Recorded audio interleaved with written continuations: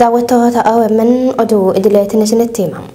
Qondaalonni adda bilisummaa Oromoo kaampii poolisii humna addaa galaanitti hidhamanii jiraachuu sadarkaa odeeffannootti malee qabatamatti arginee waan hin beekneef lubbuun jiraachuu isaaniitu afaan guuttannee dubbachuun nutti cimaa ja'umaatiin hidhamtoonni siyaasaa kunneen qondaalota olaanaa adda bilisummaa Oromoo yoo ta'an manni murtii olaanaa federaalaa yeroo garagaraatti bilisa isaan baasuun akka hiikaman murteessee ture.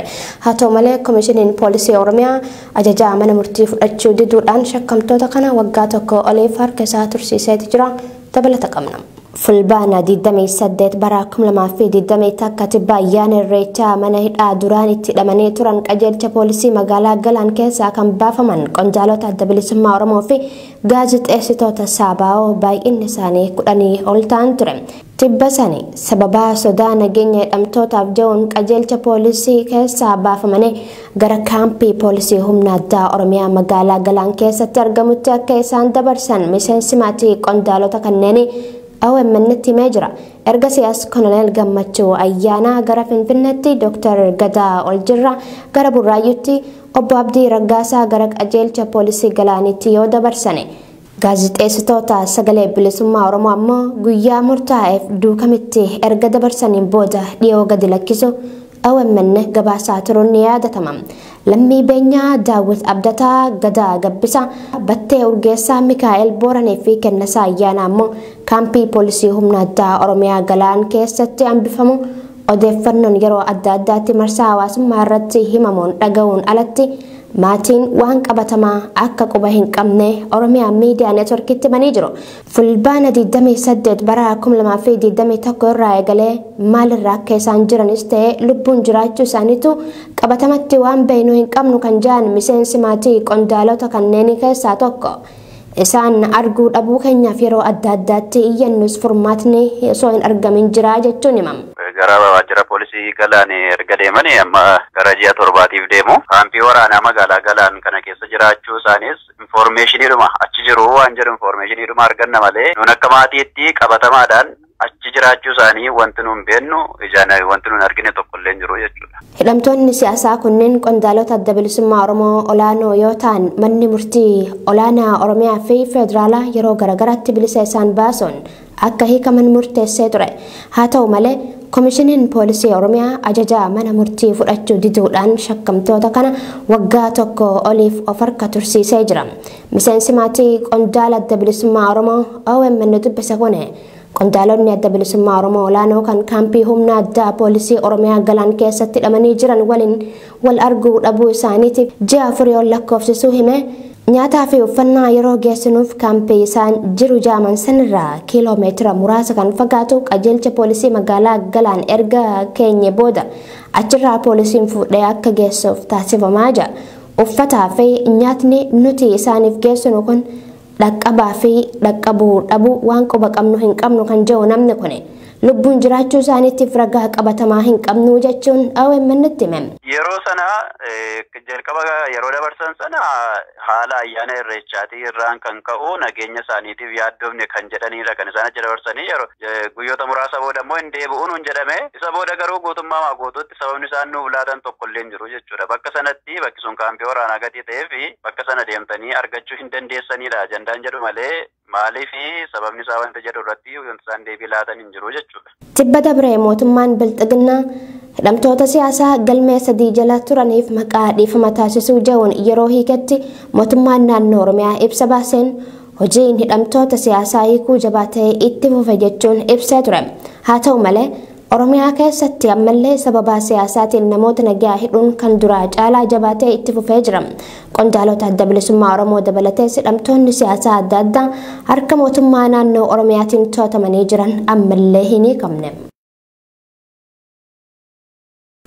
Oduu teenyatti aanuun paartiin Koongireesii Federaalaa Oromoo ibsa amajjii 18/2022 baaseen waggoota muraasa asitti ajjechaan suukanneessaan Oromiyaa keessatti akka malee gocha baratamaa ta'aa jiraachuu isaa yaadachiisuun Oromiyaa godinaalee adda addaa bakkeewwan ajjechaan qaamolee nageenya mootummaatiin itti raawwataman heeruudhaan yaadachiise. Ajjechaan suukanneessaan akka kanaa baratamaa ta'aa dhufuudhaan uummanni burjaaja'uu fi sodaadhaan akka waan haaraatti ilaaluu dhabaa dhufaa jira waan ta'eef kun nama yaaddeessaa jechuun hammina gocha gara jabeenya kanaa balaaleffata. Siraaj Sabaa gabaasa qindaa'aa akka itti aanutti isiniif dhiyeessama. Koongirensii Federaalaa Oromoo qaamolee mootummaa to'annaa seeraa fi mana jireenyaa keessaa lammiilee gad baasuun ajjechaa irratti raawwatan seeratti dhiyaachuu qabu jedheem. Paartiin Koongirensii Federaalaa Oromoo ibsaa amajjii 18 bara 2022 baaseen waggoota muraasa asitti ajjechaan suukaneessaan Oromiyaa keessatti akka maleem gocha baratamaa ta'aa jiraachuu isaa na yaaddeessa jechuun godinaalee Oromiyaa adda addaa bakkeewwan ajjechaan qaamolee nageenya mootummaatiin itti raawwatan heeruudhaan yaadachiisee jira. Qeellan Wallaggaa magaalaa Dambidollootti addabaabaayii irratti baasuun dargaggoo Amaanu'eel Wandimmuu ija hawaasaa duratti qaamolee nageenyaatiin ajjeefamuu kan yaadachiisu Koongirensii Federaalaa Oromoo ajjechaan wal fakkaatan godina Wallagga Bahaa magaalaa Naqamtee Shawaa Lixaa Aanaa Baakoo Horroo Guduruu Aanaa Jimmaa Raaree Bunoo Baddallee keessattis yeroo adda addaatti raawwatamuu ibsa. Ajjechaan suukaneessaan akka kanaa baratamaa ta'uu dhufuudhaan uummanni burjaajii fi sodaatiin akka waan haaraatti ilaaluu dhabaa dhufuun isaa waan nama yaaddessaati jechuun haminna gocha gara jabeenya kanaa balaaleffata. Torbaanota muraasa dura ajjechaan rifaayisaan abbaa gadaa Karrayyuu kan ta'an Kadiir Hawaasii fi tuuta gadaa Michillee walumaa gala namoota 16 irratti godina Shawaa Bahaa Aanaa Faantaalleetti raawwatames yakka daangaa maleessa uummata irratti raawwatamedha jechuun Koongirensii Federaalaa Oromoo ibsa isaa keessatti yaadachiiseetii jira. Ajjechaa gara jabeenyaa uummata nagaa irratti raawwatamaa jiru kun dhaabbachuu qaba kan jedhe Koongirensii Federaalaa Oromoo qaamolee mootummaa ajjechaa kana keessaa harka qaban qoratamanii adda baafamuun seeraaf dhiyaachuu qabu jechuun gaafateetii jira. Qondaalonni Bilxiginnaa Damee Oromiyaa ajjechaa jila abbootii gadaa Karrayyuu tuuta gadaa Michillee irratti raawwatame gara dabarsuun itti gaafatamummaa dheefaaf shira biroo xaxaa jiraachuu maddeen keessoo sirnichaa saaxilane. Manguddoonni Karrayyuu 18 gara Finfinneetti geeffamuun ajjechaa sana shaniitu raawwate. Shanee balaaleffadhaa jaanii dirqisiisaa akka jiran Oromiyaa Miidiyaa Neetwork maddeen irraa odeeffateeti jira. Maammat Fantaallee bal'ina isaa isiniif dhiyeessee jira. Qondaalonni Bilxiginnaa Damee Oromiyaa ajjechaa jila abbootii gadaa Karrayyuu irratti raawwatan gara dabarsuun gaafatama jalaa ooluuf shira biraa qopheessaa jiraachuu maddeen keessoo saaxilan. Ajjecha abbootii gadaa Karrayyuu tuuta gadaa Michillee hordofuun koreen dhimmicha qorachuuf dhaabbate. Ajjechaan sun ajaja mootummaa naannoo Oromiyaatiin kan raawwate ta'uu mirkaneessuusaa maddeen keessoo sirnichaa Oromiyaa Miidiyaa Neetworkitti himanii turan. Dhugaa kana awwaaluuf gareen Shimallis Abdiisaa, Fiqaaduu Tasammaa, Awwaluu Abdii fi Araarsaa Mardaasaa Adriana Fantaalleetti ajaja dabarsuun shira xaxaa jiraachuun dhagahame. Manguddoo Karrayyuu lakkoofsan 18 ta'an maqaa araaraatiin dirqisiisanii fuudhuun ajjechaa kana kan raawwate shaneedha jechuun ragaa bahaa ajaja jedhuun doorsisaa akka jiran Oromiyaa Miidiyaa Neetwork qaamota dhimmichatti dhiheenyan hordofaa jiran irraa mirkaneeffatee jira. Wayituma manguddoon 18 ajaja Awwaluu Abdiitiin Aanaa Fantaallee irraa fuudhamuun magaalaa Finfinnee kan geeffaman yoo ta'u manguddoota kanneen Abiyyi dabalatee hooggantoota olaanoo Bilxiginnaa dubbisiisuuf karoorri qabamee jiraachuus maddeen saaxilanii jiru.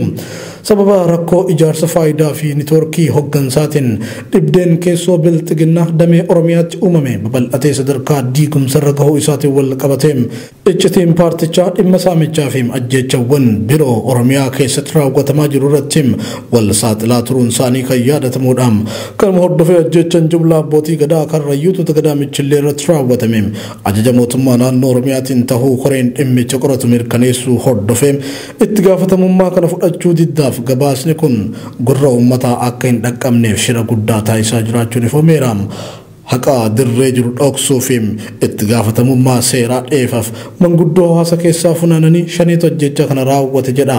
Shanee balaaleffadhaa jechuun diraamaa madaalaan kaafne hojjechaa kan jiran ta'uu maddeen OMN odeeffannoo kanatti dhihootaan ibsanii jiru. Oduu keenya gama birootiin kaaba Oromiyaa Walloo Aanaa Daawwaa Caffaa dabalatee kanneen hafan biroo keessatti waraanni mootummaa ajjechaa jumlaa raawwate. Godinicha keessatti namoonni ji'ootaan dura hidhaman hedduun mana hidhaa adda addaa keessaa baafamuun ajjeefamanii raasaa gubbatti gatamanii jiru. Isaan ajjeefaman maatiin akka hin awwaallanne hidhattoota mootummaatiin dhoowwamanii jiraachuu maddeen keenya garasii OMN'tti himanii jiru. Aanaa Harxummaa Fursee mana hidhaa Caffaa Roobit qofa keessaa namoonni baafamanii ajjeefaman 3 yoo ta'an reeffi isaanii ammoo iddoo intalee jaamutti akka gatame odeeffanne. Oduma walqabateen godina Wallagga Bahaa aanaa Sibuu Siree ganda Jaarsoo Yaamaa Jaamutti waraanni Bilxiginnaa barataa kutaa 8ffaa kan ta'e Abdataa Baacaa Jaamu badii tokko malee shaneef nyaata geessite jechuun naannoo mana maatii isaatti rasaasaan ajjeesuun himame. Abdataan hawaasa naannoo keessatti nama ilaalcha gaarii qabu yoo ta'u mana amantaa warra Wangeelaa Makaana Yesuus Jaarsoo Siree keessatti tajaajilaa kan turee fi koree faarfattoota waldichaa akka tures jiraattonni naannichaa himanii jiru. Ajjechaan wal fakkaataan lixa Oromiyaa aanalee garagaraatti maqaa shanee gargaarti joon raawwatamaa kan jiru yoo ta'u sababa neetworkiin bateef odeeffannoowwan danuun dhokataa akka jiran maddeen keenya eeranii jiru. Waltajjii Bilxiginnaa damee Oromiyaa Adaamaatti taasifamaa jiru irratti waldura dhaabbannaa guddaan uumamuun dhagahame. Waltajjii gamaagama hojii mootummaa fi paartii jahuun kan magaalaa Adaamaatti taa'amaa jiru irratti dabballoota Bilxiginnaa damee Oromiyaa fi qondaalota sirnichaa gara gadii gidduutti waldura dhaabbannaan guddaan uumamee akka jiru maddeen keenya keessoo sirnichaa Oromiyaa miidiyaa neetworkiitti himanii jiru. Ka'umsi waldura dhaabbannaa dabballootaa kun dhibdee keessoo sirnichaa irratti babal'ataa dhufeefi saamicha qabeenyaa hooggansa sadarkaa naannoo neetworkiin ijaaramee taasisaa jiruu fi komii uummataa dabalaa dhufee akka ta'es beekameeti jira. Keessumattuu dabballoonni sadarkaa godinaa fi magaalota irraa waltajjii kana irratti hirmaataa jiran uummanni komii bal'aa sirnicha irratti kaasaa jira. Sababa kanaafis yeroo kamittuu fincillee uummataa to'atamuu hin dandeenye dho'uu mala jechuun yaaddoo qaban kaasuun isaanii maddeen keenyaa kun himanii jiru. Dabalataanis haalli nageenyaa guutuu Oromiyaa keessatti sodaachisaa ta'uu caasaan bulchiinsaa gargaarsa waraanaa malee sochee bobbaa hojii taasisuu akka hin dandeenye akkasumas ukkaamsuu fi ajjeesuun dabballoota Bilxiginnaa amanamoo ta'an dabalaa dhufuu kaasaa jiru jaamee jira. Dabballoonni gara gadii jiran kun kana malees sochiin diinagdee guutummaatti dadhabu tajaajilli caasaa mootummaa uummataaf kennamu dhaabbatu wal amantaan mootummaa fi uummata jidduutti dhabamuun kan babal'inaan ka'aa jiru yoo ta'u rakkoolee kana hundaaf ammoo kan itti gaafatamuu qabu hooggantoota Bilxiginnaa Oromiyaa akka ta'an sodaa tokko malee waltajjii kanarratti dubbatamaati jira. Paartiin Bilxiginnaa damee Oromiyaa ibsa tibba kana baaseen jeequmsi siyaasaa hooggansa jidduutti dhalate burjaajiin uumamuu kan amane yoo ta'u ka'umsi rakkoo kana ammoo odeeffannoo sobaa fi hamii hooggantoonni paartichaa olaanoo naamusa paartii cabsuudhaan facaasaa jiran jechuun farrajuun isaanii kan yaadatamudha. Maqaa gamaagama hojii mootummaa fi paartii joon waltajjii dabballootaa kun gaggeessummaa obbo Shimallis Abdiisaa fi obbo Fiqaaduu Tasammaatiin magaalaa Adaamaatti taa'amaa jiraachuu maddeen oduu sirnichaas mirkaneessaniiti jiru. Oduu teenya xumuraatiin waraana waggaa tokko oliif Itoophiyaa keessatti deemaa jiruun hanga ammaatti loltoonni Bilxiginnaa fi milishoonni naannolee walumaa galatti 200 caalan ajjeefamuu akka hin oolle African Confidential maddeen isaa wabeeffachuun gabaasee jira. Humnoonni Tigraay tooftaa duubatti deebi'uu hordofaniin kasaaraa guddaa osoo hin kaffalin tooftaa fi tarsiimoo filataniin naannolee Amaaraa fi Affaar keessaa bahuu danda'uu isaanii ibsatee jira. Xiinxalli gaazexaa African Confidential gabaasa qindaa'ee Naayimaa Umartu dubbisa. Waraana adeemsifamaa jiru keessatti loltoonni Bilxiginnaa 200 caalan ajjeefamuu African Confidential gabaase. Waraana waggaa tokko oliif Itoophiyaa keessatti adeemaa jiruun hanga ammaatti loltoonni Bilxiginnaa fi milishoonni naannolee walumaa galatti 200 caalan ajjeefamuu akka hin oolle African Confidential maddeen isaa wabeeffachuun gabaasee jira. Humnoonni naannolee fiinxaaleeyyiin Amaaraa fi waraanni Bilxiginnaa walumaa galatti 400 ta'u humnoota Tigraay loluuf bobbaasuu isaanii mirkaneeffadheen jira kan jiru gabaasni kun kanneen keessaa yoo xiqqaate walakkaan waraanicha keessatti lubbuu isaanii dhabuu barreesseeti jira. Waraana kana keessatti humnoonni Tigraay illeen kasaaraa hedduu keessummeessuu tuqeetiin jira. Barruun African Confidential kun ta'us dandeettii loltummaa fi gahumsa waraanaa humna ittisa Tigraay irratti dhiibbaa guddaa qabaata jaamee akka hin eegamnee fi ammallee humnoonni Tigraay caalmaatti of ijaaraa jiru je'ee jira. Gaazexaan dhimmoota odeeffannoo fi tikaa irratti xiyyeeffatuun barreessuun beekamu kun humnoonni Tigraay tooftaa duubatti deebi'uun hordofaniin kisaaraa guddaa osoo hin kaffalin tooftaa fi tarsiimoo filataniin naannolee Amaaraa fi Affaar keessaa bahuu danda'uu isaanii ibseeti jira. Xiinxalli gaazexaa African Confidential humnoonni Tigraay haga ammaatti marfamanii waan jiraniif dhiyeessii waraanaas ta'ee gargaarsa namoomaa argachuuf karaa sana saaquuf jecha haleellaa gama lixa Tigraay irratti taasisuun waan hin oollee fi sochiin waraanaa guddaanis taasifamaa jiraachuu barreessee jira. ta'us Abiy Ahmad loltoonni biyya ollaa Isaayaas Afwarqii akka balbala lixa Tigraay kan taate magaalaa Humaraa to'atan affeeree waan tureef waraanni Eertiraa kuma hedduu ta'uu hidhannoo guutuudhaan lixa Tigraay qubatee jiraachuu saaxilee jira. Xiinxalli kun humnoonni Tigraay haleellaa gama lixa Tigraay kanaan cinatti ammallee duula bal'aa gara kibba biyyattii jechuun Finfinnee, Bahirdaarii fi Gondar irratti taasisuu akka malanis tilmaama isaa kaa'ee kunis gaaga'ama siyaasaa fi namoomaa marsaa biroo hordofsiisuun waan hin oolleedha jechuun akeekkachiisee jira. Hayyangaa daawwattoota OMN oduun keenya kan isiniif dhiyeessina isaan gammaatti daawwattanidha. Oduu tanarraa odeeffannoo gaarii akka harkattan abdiidha qabna. Anta oduu isinitti himte Faayizaa Ilaasi gama ogummaa teeknikaa fi gulaalleessuu sagaleetiin Tuujii Muhammadtu nufaana ture sagantaalee OMN tannan aftoliin turtii gaarii.